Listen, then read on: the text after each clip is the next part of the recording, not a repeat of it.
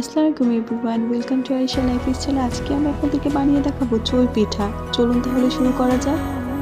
প্রথমে নিয়ে নিয়েছি শুকনো চালের গুঁড়া, আর এখানে নিয়েছিলাম সামান্য একটু ময়দা আর পরিমাণ মতো লবণ। এই তিনটা উপকরণ খুব ভালো করে মিক্সড করে নিলাম। এর মধ্যে দিয়ে দিলাম সামান্য কুসুম গরম পানি। এখন আমি হাত দিয়ে খুব ভালো করে মেখে নিব। আমি একটু একটু করে কুসুম গরম পানি মিশিয়ে নিব আর হাত দিয়ে খুব ভালো করে মেখে নিব। আমাদের মুন্সিগঞ্জের মানুষ এটাকে চই পিঠা বলে, আপনাদের এখানে কে কি বলেন জানাবেন। এই তো আমার মেখে নেওয়া শেষ। এখন আমি ডোটাকে রেখে দেবো কিছুক্ষণের জন্য।